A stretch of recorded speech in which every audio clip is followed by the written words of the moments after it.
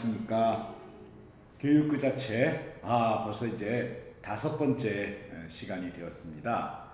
이번 강의는 지난번에 교육 톡톡 올라가는 그 일정에 맞춰서 조금 늦었습니다. 양해 부탁드리도록 하겠습니다. 앞으로는 좀 더 자주자주 올리도록 하겠습니다. 네, 뭐 이렇게 또 시작을 하니까 좀 어색하지만 그래도 할 거는 해야 되니까 구독과 좋아요 그리고 많은 공유 부탁드리도록 하겠습니다. 자, 우리 지난 첫 번째였군요. 처음에 그 교육의 최소한의 것, 우리가 교육이라는 걸 말할 때 합의할 수 있는 최소한의 공통의 것에 대해서 이야기를 했습니다. 그 중에 굉장히 중요하게 다뤘던 것이 결국은 교육을 하고 나면 그 사람이 더 좋은 사람으로 바뀐다라고 하는 것이었죠. 자, 이 말은 뭐 뻔한 말 같지만요. 근데 여기서 굉장히 더 깊고 복잡한 이야기가 만들어집니다. 자, 좋은 사람이라고 그랬습니다. 어떤 사람이 좋은 사람이에요? 우리가 더 좋아진다라고 이야기를 했다라는 건 이거 어떤 기준을 가지고 있는 거잖아요. 근데 이게 굉장히 위험할 수도 있다는 거죠. 어떤 사람이 더 좋은 사람이다라고 하는 기준을 이미 외부에서 정해놓는다면은 그 기준에 따라서 모든 사람들을 거기에 맞추려는 그 전체주의적인 발상이 나올 수 있거든요. 이거는 어떤 외부의 기준으로 정할 수는 없는 것입니다. 결국 내가 더 좋은 사람이 되었다라고 하는 것은 외부에서 정해주는 것이 아니라 그 사람 본인이 느껴야 되는 거죠. 내가 더 좋은 사람이 되었어 라고 말이죠. 그러니까 교육이라고 하는 거는 결국 교육받은 사람이 교육받기 이전과 비교할 때 자신이 더 좋아졌다라고 느낄 수 있어야 그게 교육이 이루어지는 것이라는 겁니다. 그렇다면 우리는 어떨 때 더 좋아졌다라고 느낄까요? 어떨 때 우리는 그 이전과 비교하여 우리가 더 좋은 사람이 되었다라고 느낄까요?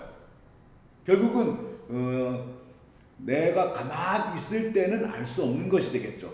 우리가 살아가는 과정에서 확인할 수 있을 겁니다. 우리가 살아가는 과정에서 그 이전보다, 교육받기 이전보다 더 잘 살게 되었다면은 이건 나는 더 좋은 사람이 되었어. 나는 더 좋은 삶을 살고 있어. 이렇게 이야기할 수가 있겠죠. 근데 이렇게 얘기해가지고 얘기가 좀 더 정리가 된 게 아니라 더 복잡하고 어지럽게 확산되어 버렸다라는 느낌을 지울 수가 없습니다.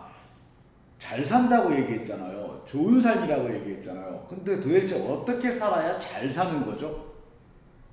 자, 이게 정리해보면은 교육은 사람을 바꾼다. 교육은 사람을 더 좋게 바꾼다. 그런 좋은 사람은 무엇이냐? 잘 사는 사람이다. 좋은 삶을 사는 사람이다. 이렇게까지 얘기를 했습니다. 그럼 이제 좋은 삶이란 무엇이냐는 거죠. 뭐 옛날에 지금도 그렇지만은 아무개는 잘 살아, 예를 들면 권재원은 잘 산다 이렇게 얘기할 때 선행을 한다거나 그런 뜻으로는 잘 안 썼던 것 같아요. 보통 우리가 누구누구가 잘 산다 이렇게 이야기할 때는 보통 그렇죠, 조금 그렇지만은 돈을 많이 번다 혹은 재산이 많다 그럴 때 우리 흔히 잘 산다 이런 얘기를 하잖아요. 그러면은 교육은 사람을 더 잘 살게 만든다 라고 하는 거를 그냥 쉽게 이해해버리면은 그러면 돈을 벌게 만드는 게 우린 그러면은 앞으로 돈을 더 많이 벌게 만드는데 모든 교육적 관심을 쏟고 그 돈을 더 많이 벌게 하는 그런 교육을 해야 될까요? 설사 속마음은 그럴 속마음을 가진 사람이 있을지 모르겠지만은 이런 말을 교육이라는 이름을 내걸고 대놓고 할 수 있는 세상은 여태까지 없었습니다. 그러니까 분명히 잘 산다라고 하는 것은 돈을 많이 번다라는 것 이상의 무엇인가를 요구한다는 것이죠. 자, 그럼 그 이상의 것이 무엇일까요? 온갖 것이 있을 겁니다. 이게 사람마다 다 다를 수 있거든요. 실제로 어떤 사람은 돈을 많이 버는 게 잘 산다고 느낄 수 있겠지만은 또 돈은 웬만큼 벌었으면 됐고 그 이상의 무엇인가를 또 추구하는 사람들이 있을 수 있고요. 이게 사람마다 다 다르지만 그래도 분명히 한 가지 확실한 건 뭐냐 하면은 이 모든 것들을 통칭하여 우리는 행복이라는 말을 사용한다라는 겁니다. 그러니까 잘 산다라는 건 무엇일까요? 좋은 삶이란 무엇일까요? 이렇게 물어보면 결국 우리는 행복해지는 삶, 행복해지는 삶이 잘 사는 것이고 좋은 삶이다. 그러니까 좋은 사람이 됐다라. 그 이전과 비교하여 우리가 더 좋은 사람이 됐다라고 하는 것은 무엇이냐? 행복해질 가능성이 더 커졌다. 이렇게 이야기할 수 있는 것이죠. 근데 이렇게 이야기하는 거, 그런데 이렇게 이야기해도 얘기가 점점 더 복잡하고 미궁으로 빠져들어갑니다. 행복이라고 하는 말도 이게 보통 내기가 아니지 않습니까? 우리는 어떨 때 행복합니까? 어떨 때 행복하죠?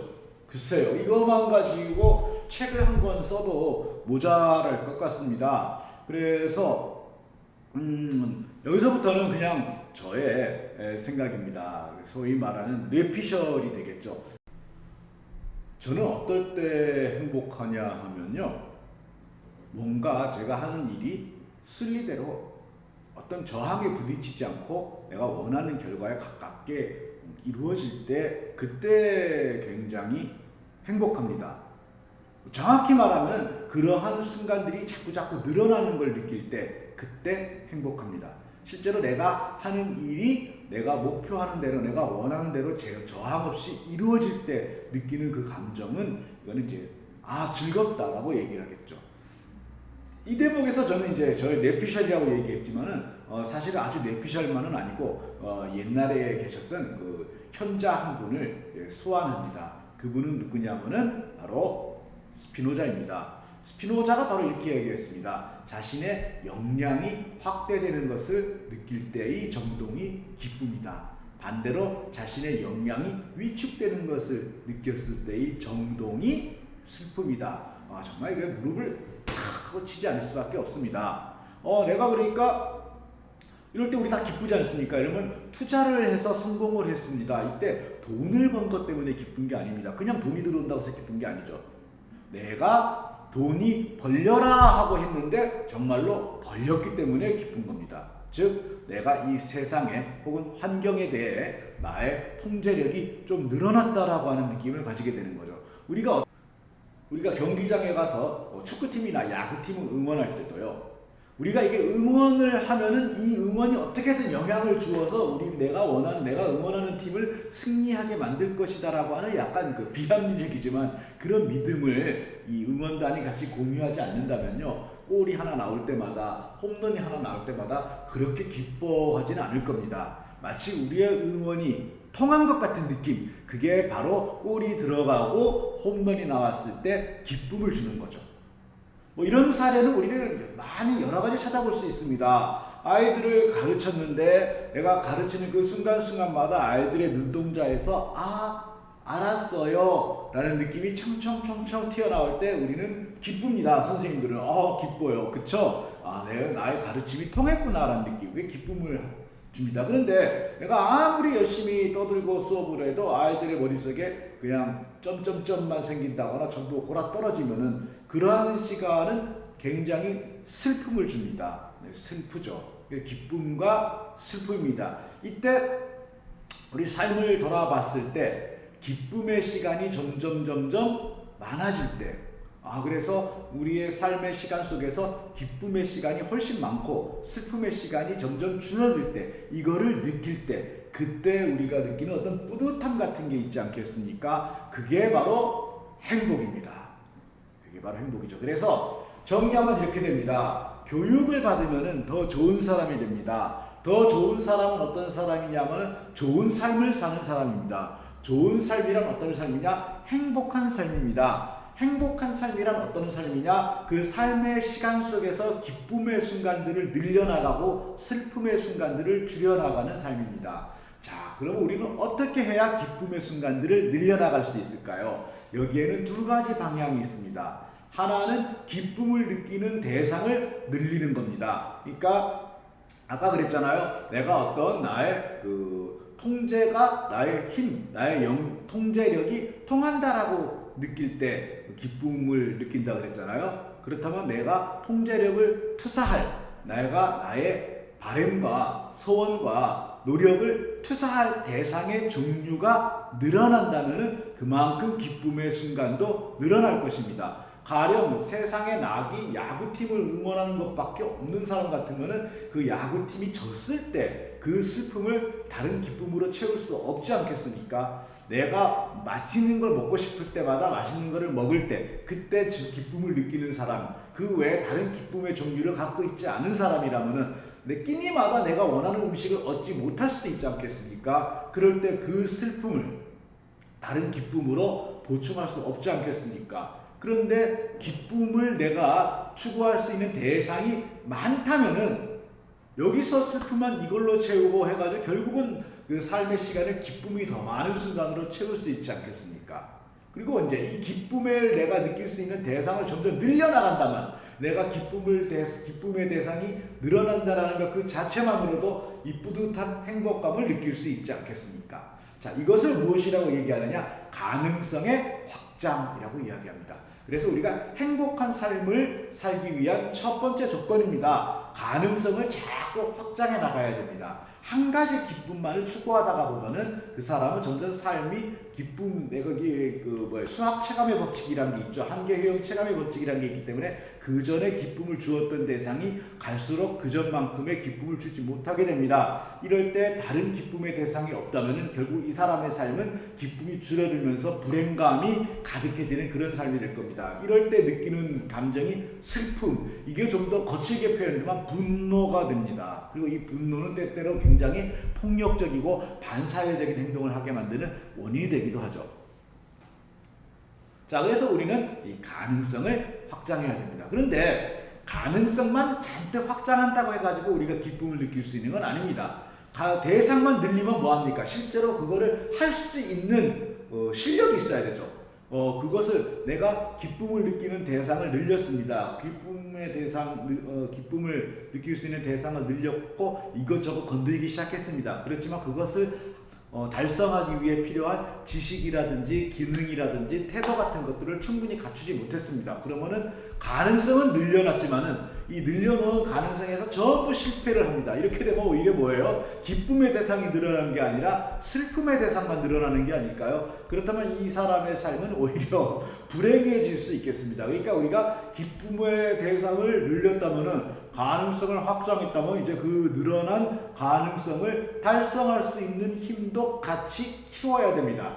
그 힘을 바로 무엇이라고 부르느냐? 역량이라고 부릅니다. 그래서 가능성만 확장할 것이 아니라 역량도 확장해야 되겠죠.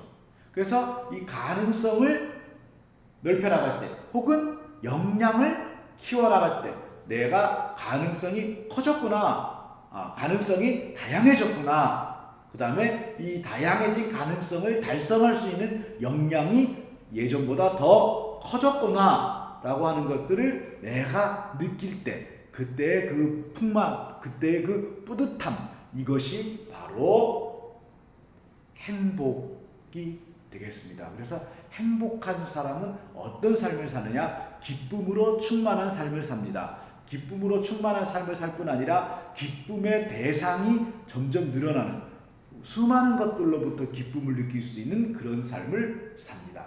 자, 그러면 여기서 어느 정도 눈치가 빠른 분들은 짐작을 하실 수 있을 겁니다. 우리는 어떻게 기쁨의 대상을 더 다양하게 만들 수 있을까요? 그렇습니다. 배워야 합니다. 배워야 해요. 그 다음에 우리는 다양한 가능성들을 이제 확인했다만 그거를 달성하기 위해 필요로 하는 지식과 기능과 태도 같은 것들을 어떻게 해야 됩니까? 어떻게 해야 그 역량을 확장시킬 수 있습니까? 그렇습니다. 당연히 배우고 익히고 해야 됩니다. 결국은 교육입니다. 그래서 이렇게 이야기할 수 있겠습니다. 교육의 목적은 행복한 삶을 살게 하는 것이다. 그런데 반대로 교육을 받지 않은 사람은 행복한 삶을 살 수 없다. 이렇게 말입니다. 물론 일시적으로 타고난 재산, 타고난 재능을 가지고 어느 정도는 나름 기쁨을 느끼며 살 수 있겠지만은 그 협소한 기쁨의 폭, 협소한 기쁨의 종류, 이것이 점점 한계 효용 체감에 부딪혔을 때 새로운 기쁨의 대상 혹은 기존의 기쁨의 대상으로부터 더 많은 기쁨을 뽑아낼 수 있는 역량의 성장, 이런 것들을 하지 않는 한 결국은 불행해질 수밖에 없다라는 겁니다. 그래서 옛날 성현들은 그토록 공부를 강조했던 것인지도 모르겠습니다. 자, 좋은 삶의 조건에 대해서 이야기를 했고, 그 조건이 결국은 교육이라는 것을 같이 생각을 나누었습니다. 자, 그러면 여기서 우리 한 가지 드는 의문이 있습니다. 이 모든 것들을 홀로 할 수 있을까요? 그렇다면 우리는 학교라든지 혹은 뭐 배움의 공동체라든지 이런 말들이 필요가 없겠죠. 그렇지가 않다는 것이죠. 그렇지가 않기 때문에 교육은 곧 공동체, 사회를 필요로 하게 됩니다. 또한 사회, 공동체도 교육을 필요로 하게 되겠죠. 자, 그래서 다음 시간에는 교육과 공동체, 그리고 존 듀이의 명저의 제목이기도 한 민주주의와 교육이라고 하는 주제로 또 말씀을 드리도록 하겠습니다. 고맙습니다.